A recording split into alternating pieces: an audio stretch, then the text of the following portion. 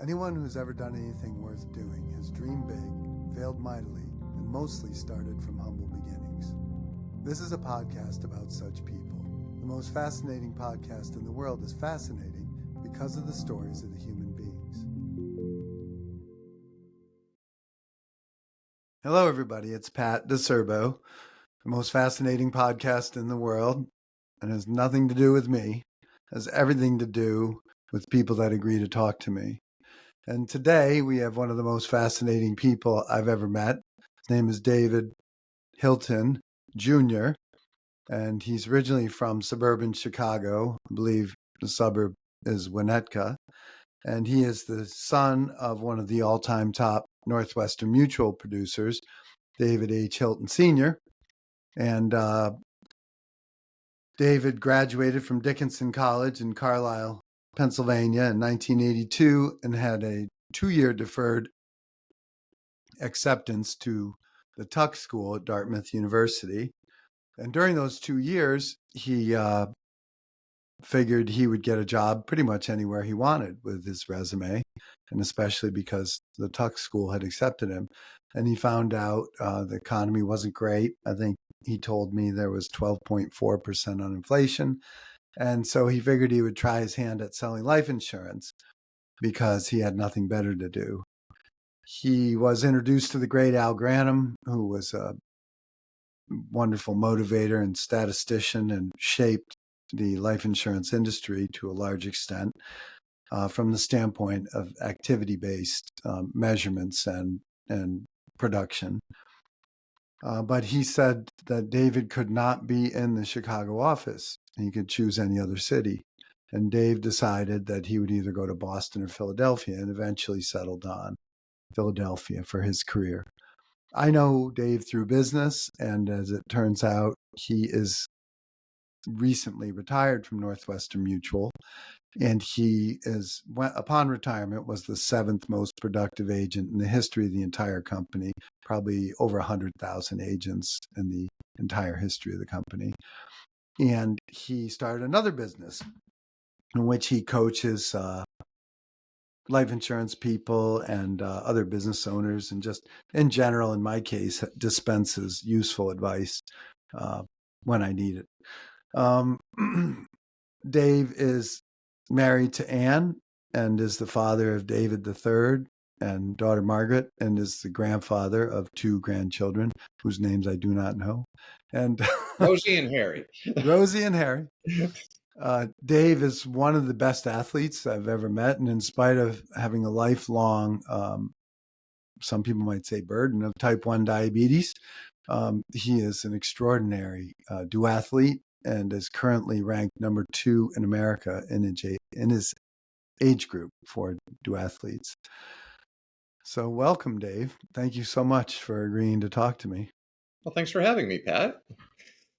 We've pleasure. never done this. We've known each other 37 years, and look at what we're doing now. Never done a podcast. We didn't know what podcasts were. No. So I'm in the habit of starting out young, and I like to ask people, what are your earliest memories? Like growing up, where were you born, and what are your earliest memories as a child? Well, so as you mentioned, my dad was a very successful Northwestern Mutual producer, but when it's your dad, he's your dad. I love my dad. He was a great guy, but I thought of him as normal, not some extraordinary producer that was president of the $1 Million Round Table eventually in that. And, I used to like to go to Milwaukee for the annual meeting. I've been to every annual meeting before I left the field since 1969. Mm-hmm. And, but the key was, did Dad produce enough to get front row seats at the company show? That was the metric every year. But I don't think there's no spectacular story. I think I was actually, because I was in a very competitive environment, a 4,000 person high school called New Trier in suburban Chicago. I wanted to be a point guard on the basketball team. I wasn't good enough. I wanted to be a tennis player on the team. I wasn't good enough. I picked up hockey in 6th grade. that's way too late by Illinois standards to pick up hockey. So that wasn't going to be the case. So I ended up running in high school, but purely by default. But it was probably one of the better things that happened to me because I think running teaches you a lot of self-discipline things that made me a better person as I went along. And I was no star. I had to live with being, by my high school standards, a fairly mediocre runner in a very talented high school. But I was good enough to get all the way to be a mediocre Division III runner in college. Great heights I aspired to with that. But I made a lot of lifelong relationships through running, and it put a certain level of discipline into, I think, what helped me in the business. And as you were mentioning, I didn't know what to do when I got to the end of college, because it did look like I was going to graduate from college. So something had to give at the end of college there. So I didn't want to work, so I applied to business school. I did fortunately get in where I wanted to go, up at the Tuck School at Dartmouth, but as they should do with a 22-year-old who had no work experience except working for a moving van company, all his years. They said work 2 years and come in. And but it was an introduction to stupidity in the sense it was actually 12.4% unemployment when I was looking for a job. But I really thought they'd be really impressed with my acceptance and leaving in 2 years, when it turns out they don't want to hire anyone who's going to leave in 2 years. So I got used to rejection at an early age when I went 0 for 40 on job interviews. And I kind of had Nobody to work. loved you. What's that? Nobody loved you. Nobody loved me. So that was a bit humbling. And that's when I went to Dad and said, hey, what about Northwestern? You're the star. They couldn't turn me down, could they? And realistically, they're not going to turn down a family member at Northwestern Mutual of someone. But then when he and Al Granum, who was Dad's managing partner, talked about it, they were very close. And I always called him Mr. Granum. When they said do it anywhere but Chicago, I was like, another curveball getting thrown my way. And my girlfriend at the time, now wife, Anne, was from the Philadelphia area, and she was going to transfer to wherever I went. She was younger at Dickinson. So anyway, I ended up going to Philadelphia, but really it was for 2 years. And 2 years I was out of there, and I was going to go to business school and probably become an investment banker or something like that. But as most of us have in life doesn't go according to script. And here I am 42 years later, still in Philadelphia. I even knew within the first year, like, it was a tough start to the business. If anyone had offered me a job in the first 6 months when I was at Northwestern getting dumped upon, it wasn't like I was some shining star right off the bat. I mean, when you think about rejection, I don't think people are really prepared in the insurance business. We have this thing called 10-3-1. For every 10 referrals you get, 3 of those referrals will be willing to sit down with you and talk to you. We call that a fact-finding meeting. And 1 of those 3 will become a client. So thus the name 10-3-1. What they don't tell you in 10-3-1 is that ultimately is 9 out of 10 people are telling you no along the way. And I don't think I ever really faced a 90% rejection rate in a lot of my life. Even with girls, I was much better than 1 out of 10. Not much, but at least a little bit better over time. So I think, that was really hard. And I think that's part of a problem. If you grow up in a nice sort of affluent lifestyle, you don't get a lot of hardship. I mean, it's probably beyond the scope of today's discussion. I don't think so. I think a lot of parents in affluent areas, I happen to live in an affluent area right now, but they try to take all pain out of their children's lives. Right. It's meant in a loving way. Like, who wants to go through the pain that you went in building your business or I went in my business? But yet, are we the people we are today without going through the pain? I wouldn't trade it. No, I wouldn't trade it either. But At the time, I might have because I didn't like it very much. What was going on, but no one offered me a job, thank goodness. Along the way, and I wasn't going to talk about this, but since we're bringing up it, when I got to my 8-month mark, I had a meeting, which interestingly was in the carriage house of the home where I'm sitting right now, next door to me. And the guy didn't buy. I was pretty used to that at that point, but he gave me 6 referrals. It was June 30th, 1983. How do you remember that? Because it was the moment I decided I could make it in this business. And I mean, that was the watershed day. And I called up Ann and said, I'm going to make this work. And what was that like emotionally? Do you remember? It was clarifying in the sense that as hard as it was, I was seeing progress. I still had a lot to work on, but I was starting to get yeses from people by doing the system. I mean, this system that Al Granum developed called the one card system. You grew up on it. I grew up on it. A lot of the top Northwestern people grew up on it. It doesn't tell you what you want to hear, but it tells you what you need to hear. And so I did stick with it. And, I don't think anyone I wasn't the biggest star at Northwestern or anything like that in my first year or second year, but there was progress. But interestingly, by the third year at Northwestern, everything they told you. Now, let me back. I mean, one thing that I think was really important when you have a successful father like I did, who's a totally normal guy. I mean, you met my dad before he passed away. He's 140 pounds, bald, wears glasses, as unassuming a person as you'd ever want to meet, even though he had a lot of fire. I mean, there. But I look at that as normal. And then what do I do with his production when I look at it? Here's great dad, normal dad, doing great production. So I'm not the least bit intimidated by big production. Whereas other people would look at my dad and say, "Oh my God, he's a legend." Right. What's he do? So I think my biggest advantage in my career was I thought the expectation was to be at the top of Northwestern Mutual. Now, part of that might be I didn't want to let my dad down and stuff like that. But I think we become what we think about. And I thought that was perfectly normal. And by the third year at Northwestern, they have this thing called the Gold Award. I led the country of people in their third year, which was kind of cool. And by the fifth year, I was,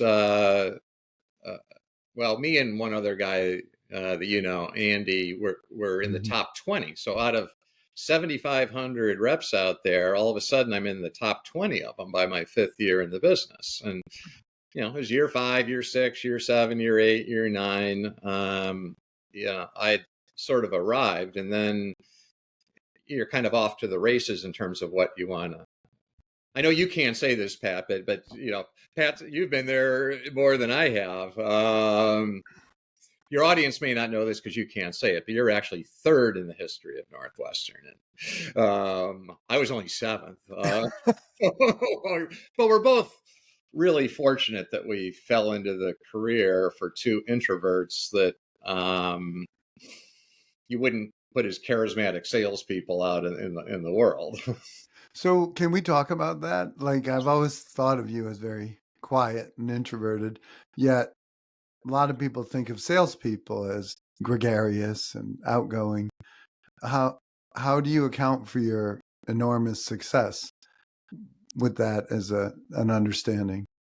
Well, I mean, that's a skill I always wanted, like to be able to go into a cocktail party and network, or on a golf course and do it. And some people are wonderful at that skill. I do not possess that skill. We have a thing in our business called personal observation prospecting. Like you meet someone socially and you somehow start working with them. In 38 years, I had 2 people I met socially that ever became a client. It just, it wasn't my thing. But I went through an exercise in my mid 30s. and I'm going to give credit to the guy that I've used as a coach for the last 30 years, Dan Sullivan, who a lot of your listeners might know. The phrase was unique ability. Mm-hmm. People are given a certain gift in life, but it's usually not more than one or three gifts that they have. And our idea is to figure out what it is, because if you sit and work on your weaknesses, like social prospecting or something, you just grow up to have a bunch of strong weaknesses at the end of the day. But if you really drill down, once again, your audience doesn't know this, but many people have said, including one person that's worked with the two of us, that we were the two best fact finders in the country at Northwestern Mutual. So the test was to go to 15 people who knew me really well.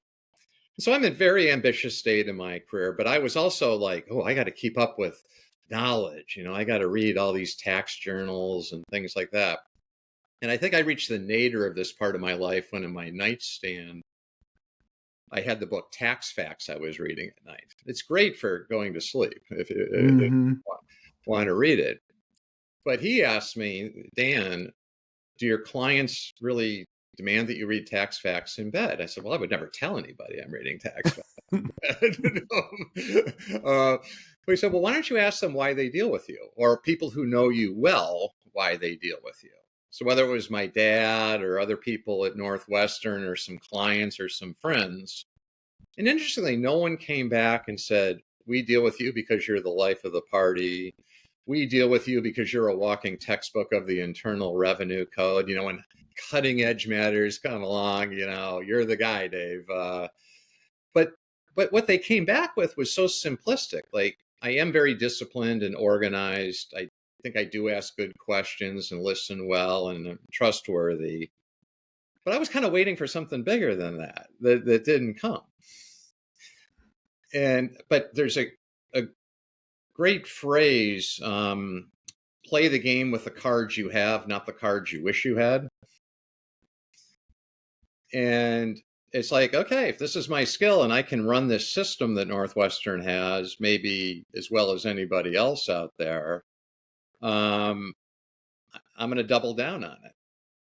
And so, no, I never entertained before the fact for business, after the fact for business. I don't even enjoy cocktail parties. I do like one-on-one discussions that are kind of serious with good questions. People might use the word client intimacy, but I've loved in the business. I worked with a lot of lawyers in my career, and a lot of them might be, I don't want to talk to you. Who wants to talk about death, disability, and old age anyway?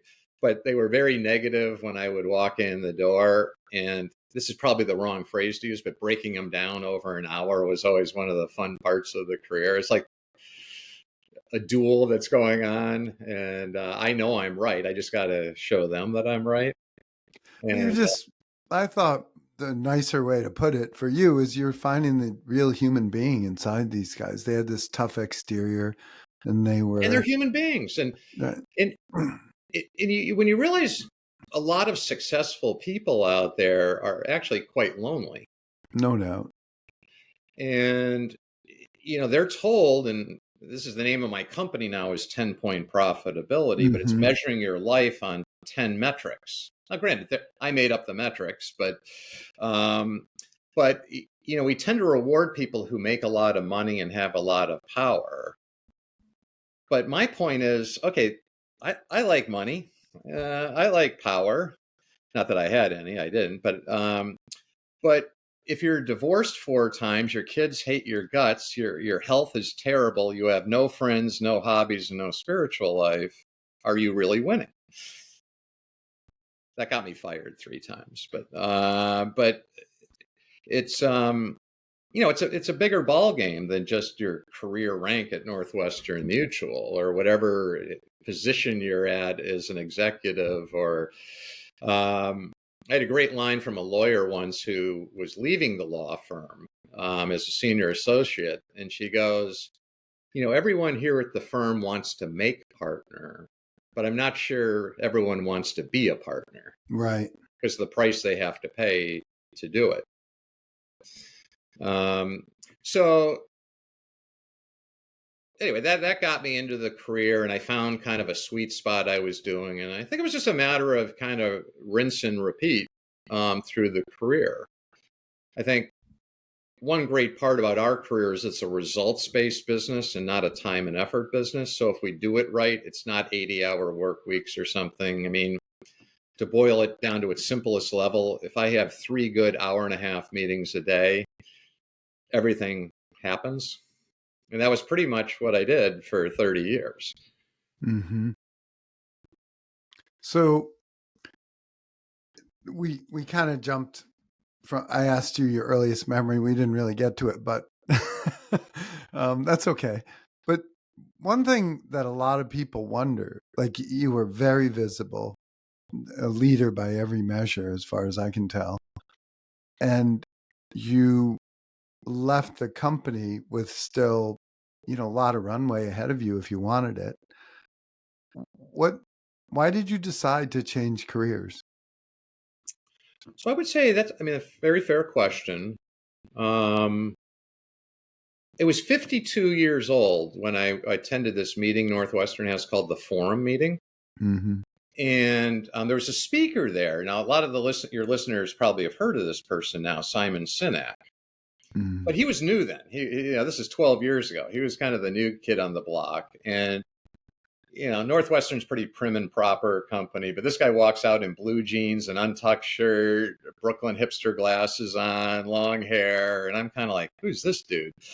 And I actually thought about going out and making some phone calls in the hallway instead of listening to him. Mm. But it was actually one of the most poignant talks I ever heard. And he really talked about, why do you do what you do? And, if I'm brutally honest about it, why did I do what I did when I was young? I needed to make money. Why did I do it as I had some money? I love the recognition that I got. I was never great at anything. And all of a sudden here at Northwestern, I was somewhat in the limelight, I guess. For sure. And I liked that. Mm-hmm. And then my why became a little bit of work-life balance. Once I had a young family, how can I be a top Northwestern guy, but not make the mistakes I see so many people do by neglecting their family and their health and all. Mm. But then my kids had graduated college and all, and here I am, 52 years old, and like, why do you do what you do, Dave? The money's not that relevant anymore. I've had recognition. I've raised my kids. They're pretty much, by the time they're in college, you've raised them. And it really got to me. I spent a bunch of time, even at that meeting. I didn't even attend some of the other meetings. I downloaded some of his stuff and was listening to it.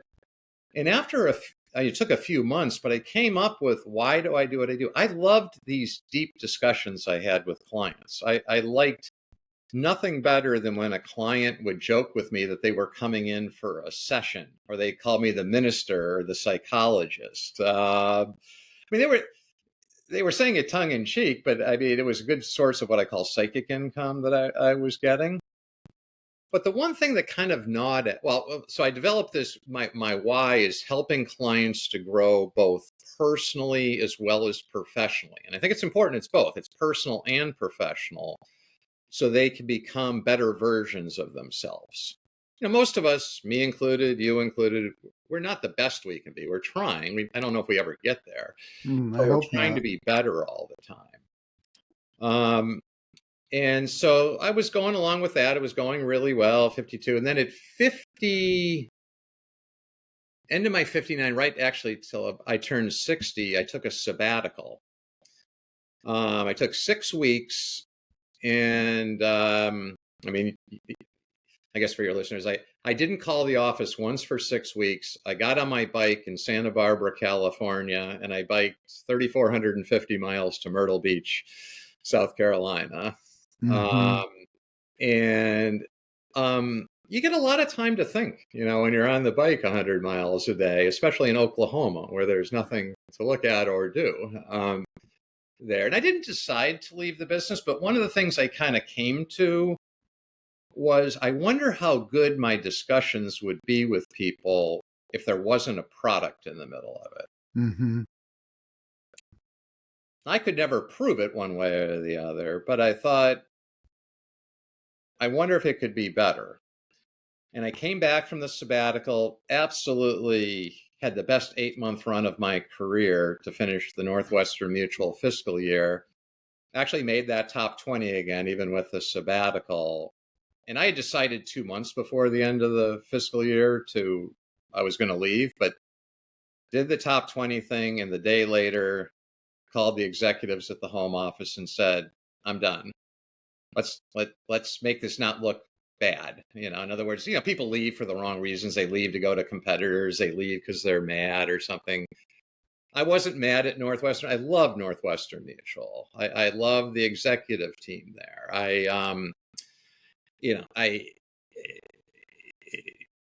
I wasn't being bought by another company. I was surprised how many people thought I had cancer and was dying. I mean, I didn't expect that one to come up. I was perfectly healthy. And if you're going to do something else, well, there's a guy you and I know well, Pete Greider. And Pete Greider said, Dave, you played the game, you won, now what?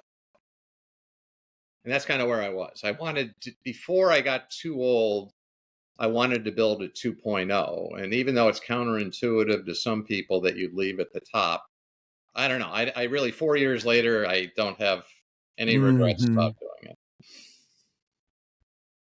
But my why is my business thing now. I really enjoy that. So the thing that I always wonder about, and maybe I see the world through my own prism, so that's probably got a lot to do with it. But what was it that troubled you about there being a product involved in the conversation? No, I wondered if it could. Well, okay. The main thing was I would see clients like once a year, and we'd have these in-depth discussions, and they talk about doing things, but I really don't think many of them. There was no follow through on any of it. Whereas in my coaching when now, you say that, you mean exercise, diet, spirituality, etc. Yeah, or just achieving the goals that they want to do, which were usually not making the next rung of the business ladder. It was trying to improve in all these other things. But with no accountability, a year later, I might see them and they were like, oh, yeah, I remember that discussion. Versus my current coaching is structured where every 3 weeks I talk to someone. And, usually there are accountability metrics. Heck, some it's every day. That some of the young people I work with, I love it. They have certain metrics they're trying to hit, and they'll text me at the end of the day with whether they did it or not. I think it's great. So that was the main driver there. But plus, 38 years, it's a long time to be doing the same thing. And so I just thought, okay, you're 60, you got a lot of runway out ahead of you. Without this sounding wrong, the economics weren't a big deal. Yes, I left money on the table. So what? It's just money. Understood. So where do you see yourself going from here? Like what's next? Do you have like a pro forma for your business? Like, do you want to grow it either horizontally? No, I mean, I would love it, and some of the leaders at Northwestern know this. I'd love to turn kind of a performance institute inside of Northwestern Mutual. Like there used to be this place I attended 2 years before I retired called the Human Performance Institute. Like it was just, about living holistically. I mean, it was kind of the genesis of 10-point profitability. But it was a lot of real senior executives that were there and partners, and I attended, and I know some other people that have attended. But I looked at the guy running that, and I thought, damn, that's what I'd like to do. That guy, like, mentoring people in the things that are not about products, about just health and wellness and mental and emotional well-being and spiritual engagement. I don't mean in a religious sense as much as really being engaged in what they do. Mm-hmm.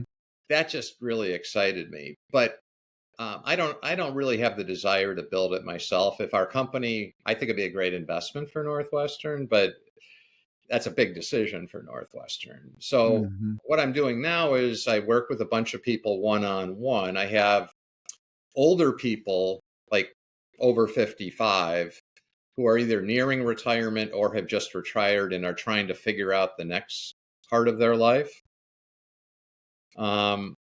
I run a school or host a school in Milwaukee called the Veteran Advisor Career School, where we go over a lot of these things about people. You have to be over 50 to attend it at Northwestern, but some people struggle with the whole aging thing. There's this thing, fluid intelligence and crystallized intelligence as you get older, and getting them Can to you adopt. explain that? Yeah, so fluid intelligence, when we're all younger and growing, fluid intelligence is, you think of Silicon Valley, innovativeness, creativeness, hustle, go-getiveness. But we have that in spades when we're younger. But whether you like it or not, you tend to lose that as you get older.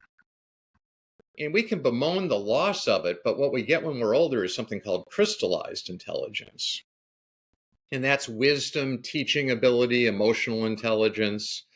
Like, I couldn't do what I'm doing now at 25 years old. I didn't have any of those credentials at that point in time.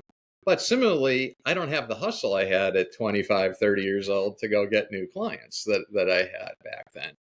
And I think how people age and adjust to that inevitable change that's happening to them is just huge in their second half success that they're going to have.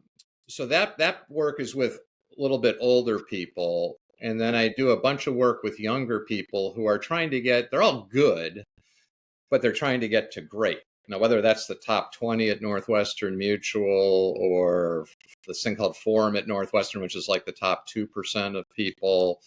And then I'm starting something in 2025 with an office in the Northwestern called Top Gun Platinum. It's for people 6 to 10 years in the company, because they're a group that's made it.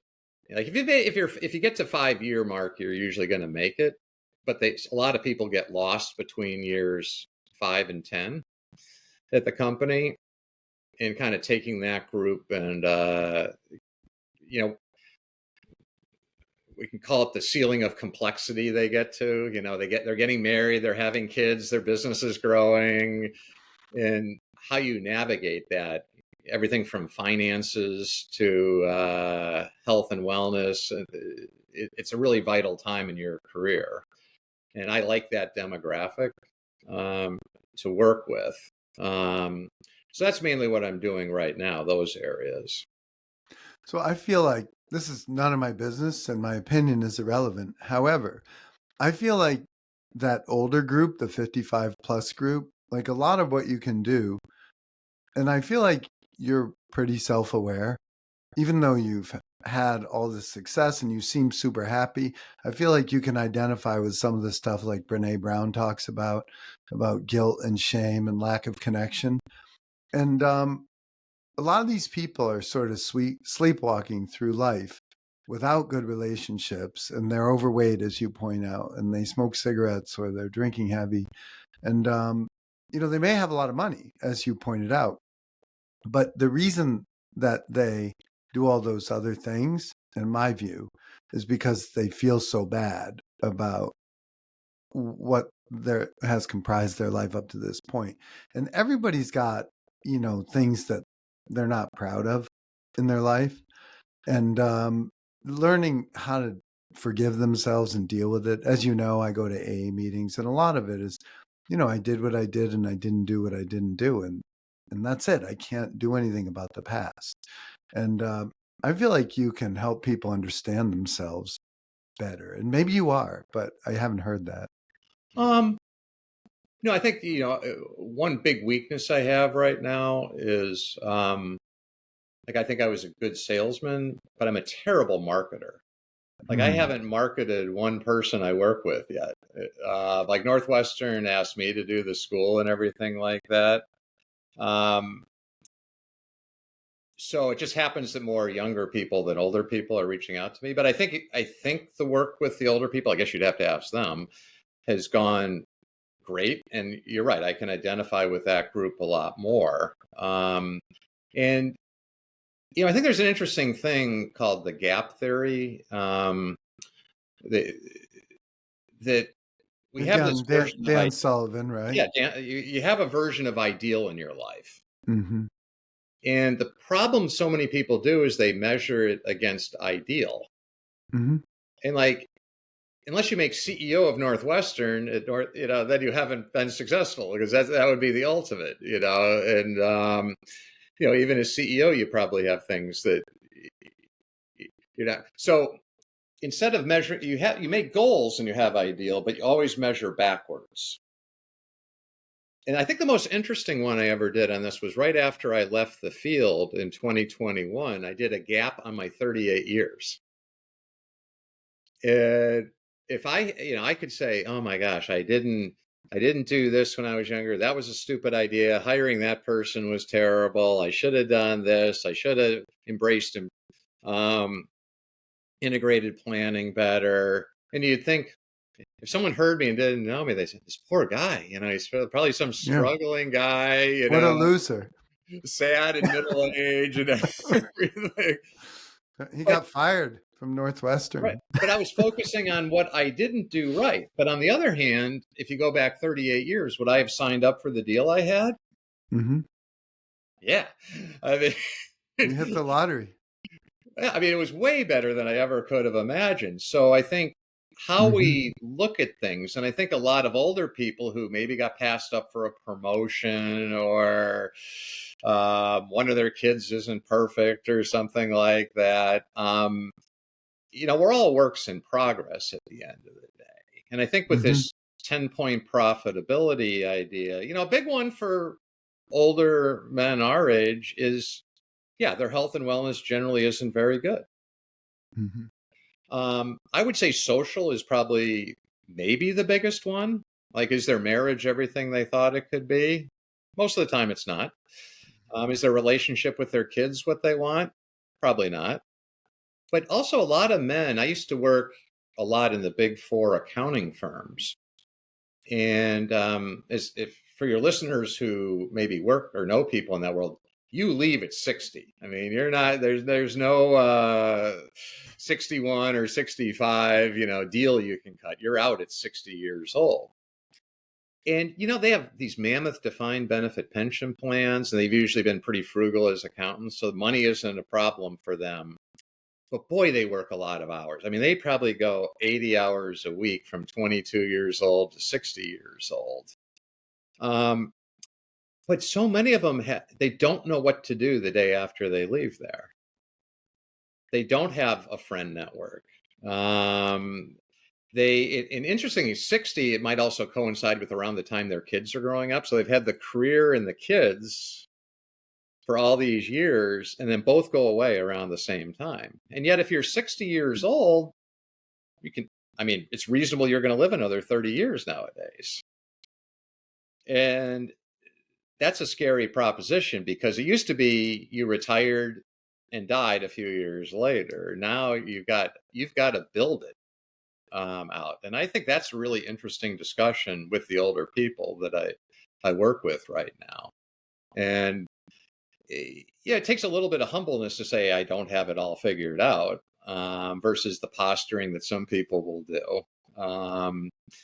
And So no, I do like working with that demographic. I do like working with the younger growing people, because they're really hungry. And whether it's you doing it or me doing it inside Northwestern Mutual, there's a lot of wisdom we can impart on these people. But I would say I'm much more called to do that than the sales of products. Mm-hmm. Got it. So we covered a lot of ground, but I'm interested in how you can excel? I'm interested in all of it, but how is it that you're so fast as a duathlete? Like, to what do you attribute your current ranking in America? And how much is psychology? How much of it is physiological gift? How much of it is the regimen? Well, interestingly, I have recorded every single day of workouts I've done since January 1st, 1976. So it wasn't just in the insurance business. I was a numbers geek. I've tracked every workout in detail that I've done on paper um, since 76. We're coming up on 50 years here. And one of the great benefits of our career is it allows you, if you want to still do stuff athletically, to do it during our career. I mean, look, you've done what, 15 Ironman triathlons while being a top producer at Northwestern. So it's a both and. But I would say when I was in the middle of it, I said I was a mediocre Division III runner, but the skills that made me a mediocre Division III runner now make me probably an elite masters athlete.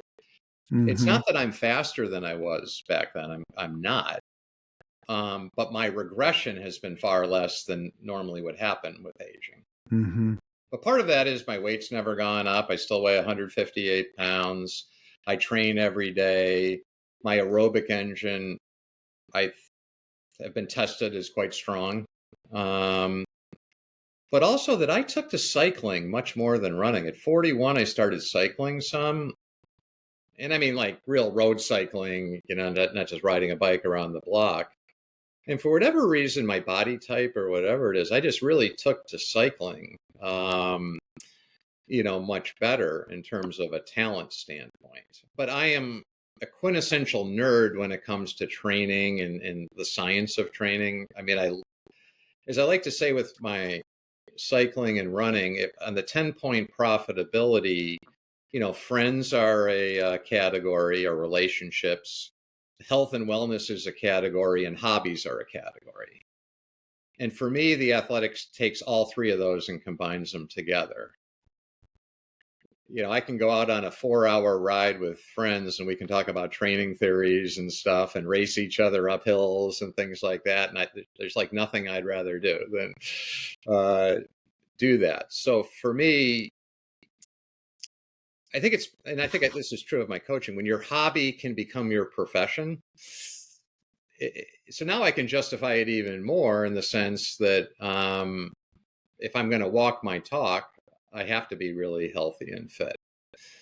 But I'm somewhat surprised that I'm doing that well. I mean, I'm cycling. I'm 65, but I was number one in a lot of races out of the entire field this year, which really surprised me. So, but I don't want to say, it's not like I don't train hard. I mean, I train over 600 hours a year. That's almost 2 hours every day of my life that I'm training. So it's not, but I think the advantage I have is I like doing it. It's not like drudgery for me. And because I have I think one thing for people that are trying to get healthier is develop a goal and have a peer group. Like even on Thanksgiving, it was 40 degrees and pouring rain here. 10 of us got online and did a 2-hour ride virtually together. We were bantering back and forth with texting. We raced up, one mountain, a virtual mountain that exists there. But there was a social aspect to it. That's great.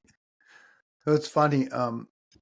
I see the world in much the same way. In the old days when I was drinking, like I felt like I had to have lots and lots of friends, like social friends. Couldn't miss a party in my town. And I can't remember the last time I went to a party, to be honest.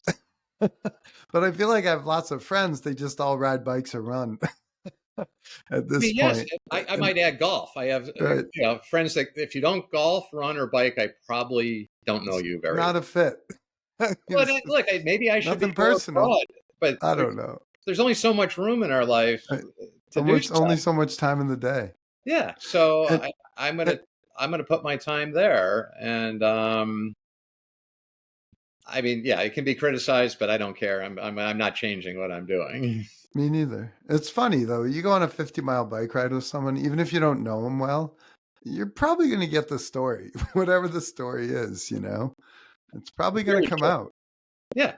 in And 50 I miles. don't think that's as true golfing with someone, because Hmm. biking, you're with them continuously, whereas in golf, you're You're hit a here and drive, you're there. walking to different shots and everything Right. like that. That tends to be a little more small talk than I would like. Uh, Yeah, there's no rhythm to it. And yeah, that's a good phrase. Yeah. your point about getting someone one on one, if I do go to a cocktail party, what I want to do is get the person sort of off to the side where I can speak to them one on one. I don't want to be in a group. And you know what's funny? As you were talking, I was thinking about, why do I prefer that and why does he prefer it? Like, I never liked like fraternity boy humor or locker room like jousting. I was never good at it. I didn't like to be picked on. I didn't like picking on other people. And I was thinking about it as you were talking. And when you're one on one with somebody, there's none of that. It's not as though you're going to sit down and have breakfast with someone and they start doing fraternity boy jousting with you. That happens in a group because they're doing it for the group.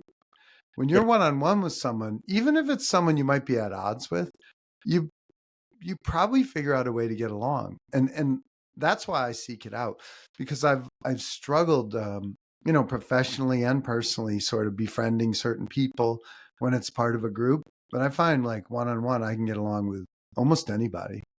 And I think that's why I prefer it. And as I say, a rhythm develops and there's sort of a conversation. Whereas when other people are around, there's always interruptions. Always. Yeah, and small talk gets really old. Like, where are you Hmm. vacationing? How are the kids? Couldn't care less. I don't talk about the weather. That's the thing at our dinner table. We do not talk about the weather. You're shunned if you talk about the weather. I'll do a 4 hour bike ride, and like, kids will never come up on the, on the bike ride. It's maybe they should, but they don't. It's just really about us aging old guys doing our thing. But I do think, much like you and people like Raul Tabdi pushed me in my career as I got a little bit older, I think if you go to the cycling and running, having other people that push you is good. Hmm. Like, it's No not doubt. wrong to have goals when you're an older athlete. You don't have to have, I mean, the goal might be to finish a 10K. I mean, that's a goal Right. still. And it might be a goal to win, like, I'm going to the World Championships next June in Spain. Hmm. And it'd be cool to wear a Team USA jersey, because, a few of us then, the top few of us, get to wear our USA kits. And okay, that's a different level, but it's not that different in another way of just, here's my goal and I want to go do that. It's interesting because I think about this concept of goals all the time, and my goals are sort of nebulous. You know, not unlike you. I want to. I suppose I would put it like Al Granum put it. People either bring you up or bring you down. I want to be a person that if I interact with you, you feel like I brought you up. Now, is that measurable? Meh, not Yeah. really. So I just want to do that over and over and over. And because it just keeps, the universe keeps giving back to me whenever I do that. And whether that's because I'm open to new things and paying attention as opposed to self-centered and inner-directed, in which case I can't be paying attention to those opportunities. Um, I told a friend of mine that I went to high school with recently that when I'm inner directed, I'm no good for anybody. When I'm worried about my needs, as Dan Sullivan would say. Whereas when I'm worried about someone else's needs, you know, the opportunity to help someone else, it just never ends. It keeps unfolding and it's fun to do and it makes me feel good. There's Whereas, a little bit of a faith component to that, like, mm, intuitively, it doesn't sound like just working on other people is going to benefit you. But after you do it a number of times and you find out it does, you just keep doing it because, A, it feels good, and two, the results are good. mm-hmm, Um, it's fascinating. no, it is. And, but like, I respect the heck out of the fact you do Ironmans. I could never do an Ironman. Or maybe I could, but I don't see how I could. But I love going 1.5, 2 hours really fast. Right. And It's the same thing at the end of the day. We have a goal. right. When you're in the 10th hour of an Ironman, I mean, that's not a whole lot different than the last 15 minutes of, my duathlon that Yeah. I'm doing. It's longer. You're well, the pain part, I mean, it's Right. but you're a better person for doing it. Yeah, I feel it's better than the alternative, which for me might have been getting together at 3:30 on a weekday or any day at some bar and drinking a bottle of red wine. That was just the way I socialized at one point, and it just didn't work for me in the end, as you know. And Well, so the other stuff is so you much had more courage to fun. change. I mean, a lot of people Yeah, don't. I got lucky. And I also feel like there's no permanence to any of it. In other words, I have a daily reprieve. I can be, what person do I want to be today? And I could be someone who's self-centered, or I could be someone who's trying to help my fellow human being. And the only happiness I get, to be candid, is when I'm helping someone else. If I'm helping me, it's just like as you would imagine, self-centered. Well, by I helping mean, other people, though, you've done, like I say, your it's listeners may not win-win. know your success level, but it's unbelievably high. It's fun though. Yeah, right. And I think I'm just getting started, both emotionally and otherwise. And I think that's what you're saying too. Like, you started this new chapter and you could envision it going great places, and the psychic benefits are huge, and just expanding your imagination over and over and over. Yeah, because the crystallized intelligence, and if you keep good health, I mean, Dan Sullivan's 80 years old right now. I mean, he's Going to going, live to 120, right? yeah, 156, but we'll Oh, see about that geez. one. But but, but no, there's no reason in what I'm doing now. Well, I have the product knowledge at no, I won't have the product knowledge, but no one's hiring me right now for my product knowledge of Northwestern Mutual products. So they better not. Doesn't matter. I mean, They all shouldn't that be. stuff it's I remember you saying one time there's minders, there's grinders, minders, and finders. Finder, And minder, grinder. okay. And you said, like, I always used to feel guilty that I wasn't all three. And then I realized that I could focus on what I'm good at and I don't have to do the other stuff. And then I can really excel, which that made a huge impression on me. Well, that was the unique ability exercise. Right. Once I had Sure. permission to not be a grinder, Mm-hmm. like I wasn't fascinated reading all this technical stuff. No. But yet a lot of people are fascinated by doing it. Instead of saying, what's wrong with me, that I don't want to do it, they're probably looking at me and saying, man, he's a good finder. Right. I wish I could do that. Well, that's the most important skill. It is. Establishing new relationships indefinitely is the thing most people don't want to do. But you and I had an ability to do that. So the idea is to double down on that and delegate the things you're not unique at. And that's the complementary word to unique ability is unique teamwork. Mm. Like, you surround yourself with the skills you don't possess.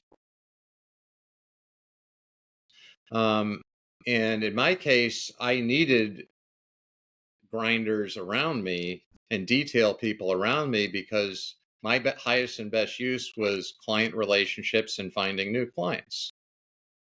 But that wasn't work. I mean, it's like, for you, it's not work to do that. It's not easy, but we can do it better than almost anybody else can. Well, it reminds me of running. Like, if I don't run for a couple of weeks and then I go out and run, I say, oh my gosh, this is brutal. How did I ever run before?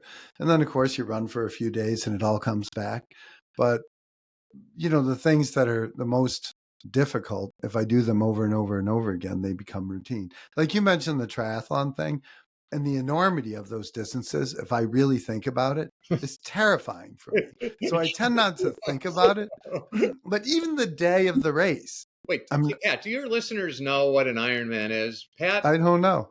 swims 2.4 miles in open water, then bikes 112 miles, then runs 26.2 miles, all continuously. without any meaningful breaks or anything. Yeah. So yeah, that's a big distance. Even the morning of, I just did Sacramento a month ago this weekend actually, and the morning of, I was thinking, oh my gosh, I have to swim 2.4 miles in a river, and then of course that's just the warm up, and I was terrified to the point where I wasn't paying attention, and I walked off like a 3 foot this stone stair. I thought it was just a regular sized step, and I walked off it backwards and almost broke my ankle. And I was like, "Holy cow! I got to pay attention." But that's the fun of it, right? The more you expand your imagination and whatever it is, the more you can do. And I just think of people, inventors and stuff, people that are giants, whether it's Ben Franklin or Thomas Edison, or can you imagine those people failing at stuff? Science experiments, Well, hundreds they of did times. fail. Yeah. I mean, Right. countless times. And But to have the fortitude, like to do a science experiment, which could take weeks or months, and then have it fail and say, oh, there you go, another one of the dust heap. And then have the fortitude to do another months long experiment until you finally invent something like the light bulb. Like, incredible. It makes the stuff we do seem pretty tame, don't you think? I would concur. I mean, yeah, and once you accept the deal in whatever profession you're in, like ours being the 10-3-1, okay, 9 out of 10 people are going to tell me no, but gosh, that one that says yes is going to be great. Just But having that mathematical model is huge. but if you live in a model where I'm only going to call people that are going to buy from me, it doesn't go very well because there are not that many. To be so sure, you're really limiting your opportunities. Whereas, some of my best clients were the ones that didn't want to meet with me. You No, kind of had to yeah, fight through it to get to them, and they're grateful that you did. right. They're testing you. But that takes a certain, and I think it does come back to some of this stuff.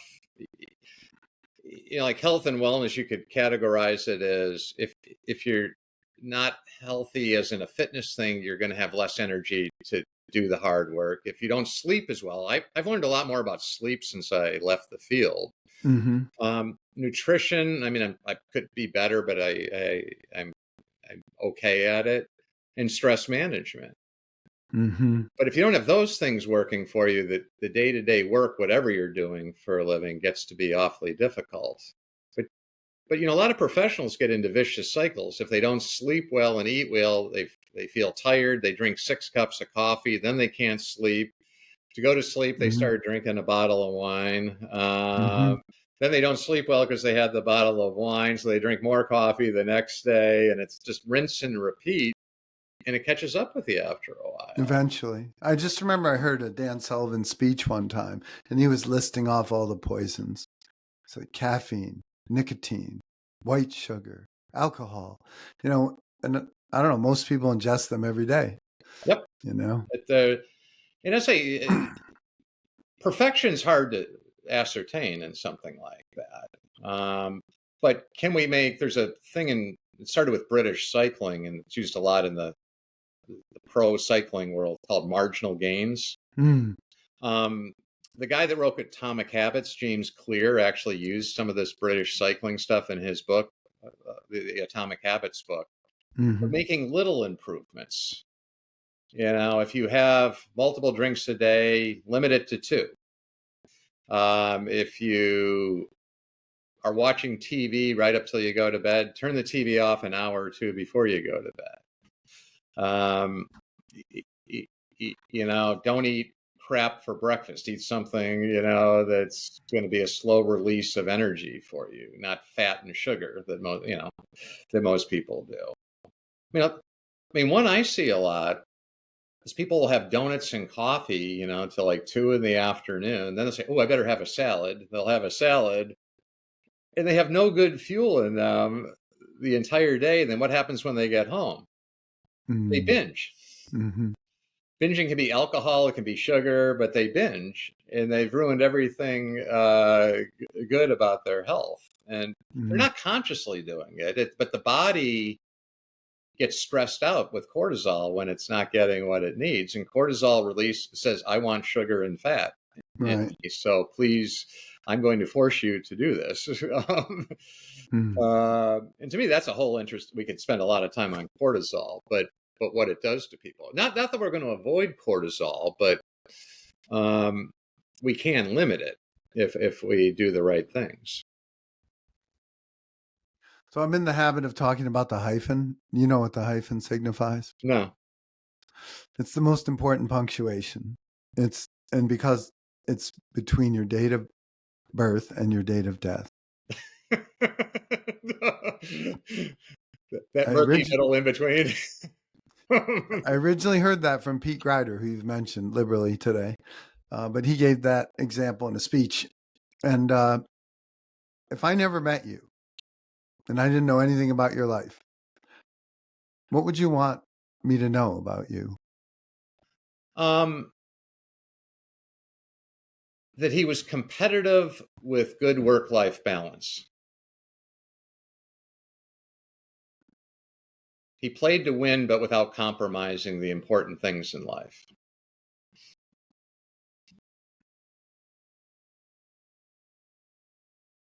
I feel like you're so much more than that. The spur of the moment question, Pat.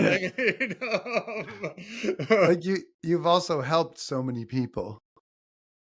I didn't realize a lot of that till I left the field, which I'm sort of, I really was not paying attention a lot while I was at Northwestern to stuff. But the letters I got when I was retiring were really heartfelt from both clients and people inside Northwestern.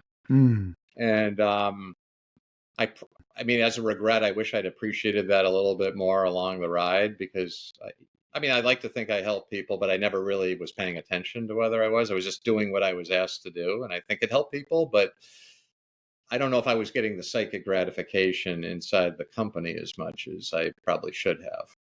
Mm.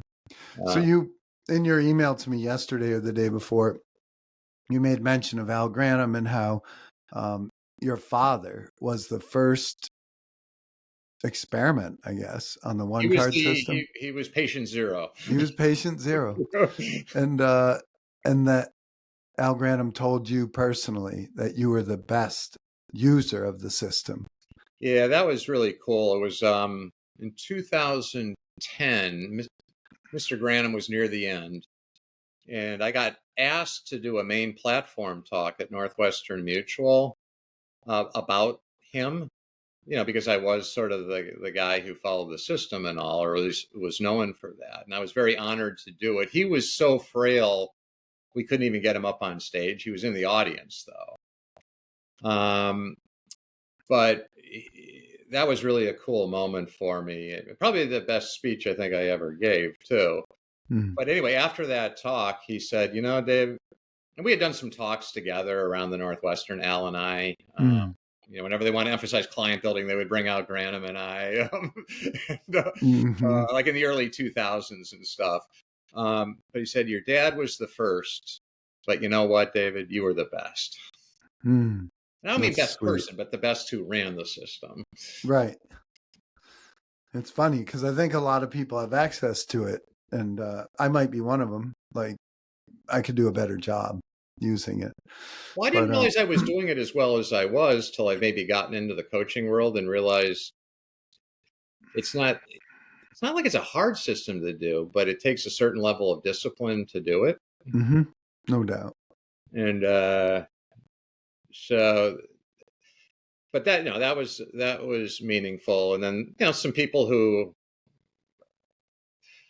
were very nice when I left Northwestern, who are people at Northwestern. A lot of them retired, who reached out to me and said some nice things that I didn't realize they were thinking.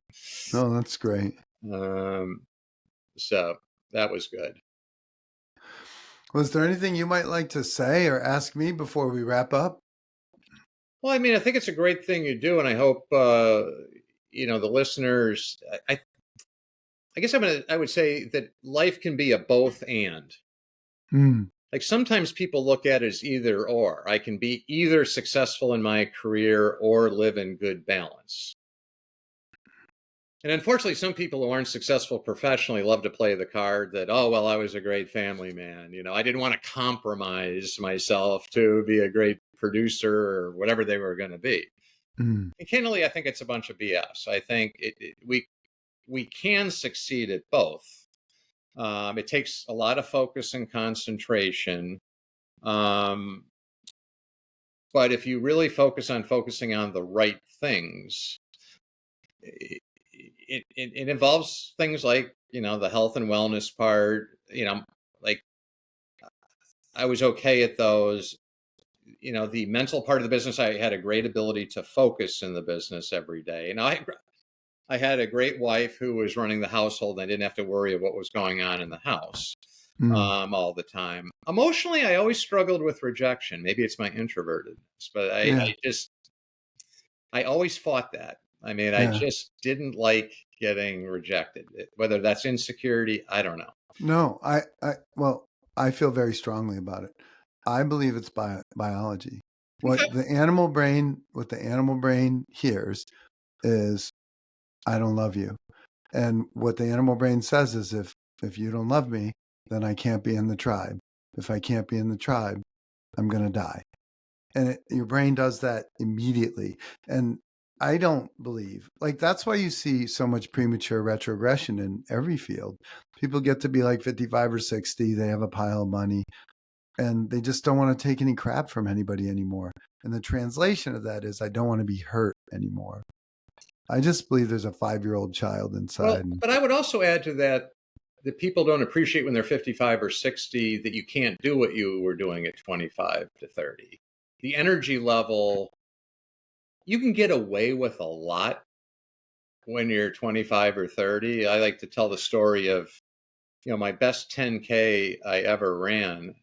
The night before, this is long before I was married, but I was out with a girlfriend, probably drank a 6-pack of beer. I swore I set the alarm before. It was a 4th of July race in the town where I grew up, but somehow the alarm didn't go off. Maybe I just hit it. It's like 45 minutes before the start of the race, which is 3 miles from my house. I put a powdered donut in my mouth, drive to the starting line, and I set a PR. Mm-hmm. Now, try to do that at 65 years old and Right. see what, like, and so we have to pay a lot more attention to these holistic things that we really don't want to do, like eat well, hydrate well. Your body doesn't hydrate well when you get No doubt. old. And I think society, like, that, and this may be getting off tangent, but one of the reasons Peloton has gone downhill is it just advocates hammer for 30 minutes as hard as you can go. Right. And aging bodies can't do that. So people Right. quit. They do. Versus you need to learn how to do aerobic, 60 to 80% of your max heart rate for long durations, which you're an expert at. Mm-hmm. But people don't want to hear that. So they succumb to, then the Peloton becomes the clothes hanger because they get too tired to do anything. But I think you can do a lot more at 55 to 60 if you understand that you have to have all these other things in line. Like, I don't think it's a coincidence that becoming empty nesters has the second highest divorce rate in the United States. Mm. And a lot of it is people don't invest, if you want to call it that, in their relationships because they're tired. Mm-hmm. And so I forgot what the question was now. Because I'm also old, I can't remember anything. No, I think we're great. This has been great. Thank you. Well, thank you for having me. For your time, and I will see you again soon. Okay, Pat. Well, thanks for having me on. Thank you so much. Bye-bye.